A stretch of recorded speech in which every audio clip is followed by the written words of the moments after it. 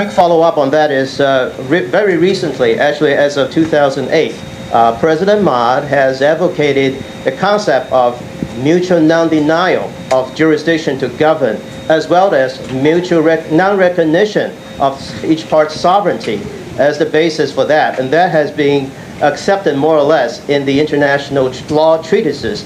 Do you agree with that proposition? And if not, what would be yours? Well, I think this is a position that Ma government find a convenient tool in dealing with the Chinese. But it has a risk element in it, that is when you're not particularly emphasizing or don't particularly insist on your sovereignty, then the international community will think that you are a legal non-existence, which is a situation which and becoming worse and worse now.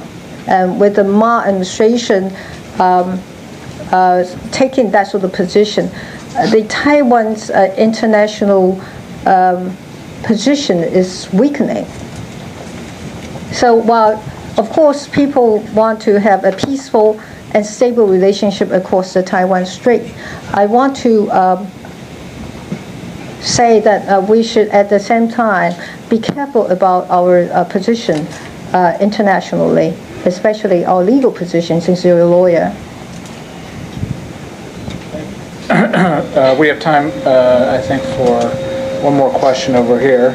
I would like to ask you a question, though, as well, which is... You asking questions? Yes. Yeah. Yes. I was afraid with all these cameras we didn't have enough questions to fill the space. The question is, in terms of U.S. policy, you laid out a very comprehensive approach for the DPP that it would take if you were to become president. In terms of some of the things that both DPP and KMT governments have wanted, the F-16s, better trade agreements with the United States, cabinet level visits, some of those things obviously haven't happened over the last 4 or 5 years. What would you do differently as president to elicit the kinds of responses and policies you want from the United States? Of course, we have been making a request to the United States for this advanced aircraft and a number of items that we think is essential to our defense. And we also want to have a better, not really better, greater relationship in the trade area with the United States. But let me talk about defense first. I mean, despite we make so many requests and we urge you to make a decision to provide us with the necessary weapons, but at the same time, we ourselves have to make the determination that we want to defend ourselves adequately, and with the commitment to strengthen our defense capability as well.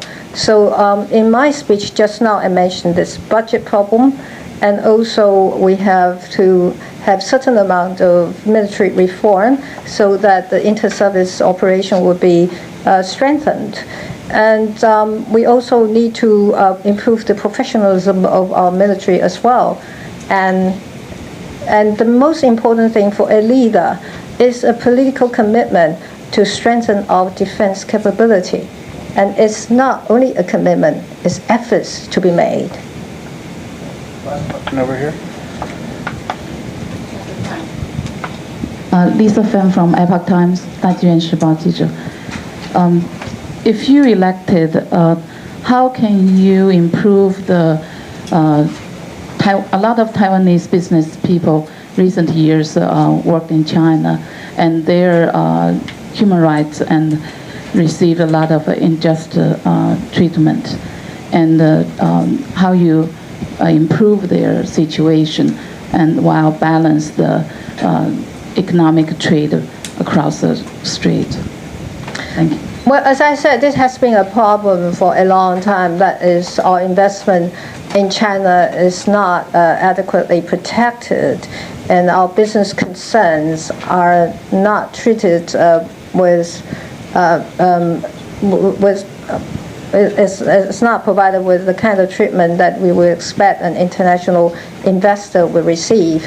And essentially, I'm saying that the kind of treatment our investors receive in China are not of international standard. So important thing, of course, is to negotiate an investment protection agreement. And I would consider this is a priority in the cross-strait negotiation. And so that our investments in China would be properly protected. The other way to do it, as Mr. Wolfowitz suggested just now, that is we form a joint venture with foreign companies. But the thing is that the most important thing is that the international community has to look at this problem seriously. It's not only Taiwan investment not receiving proper treatment protection in China.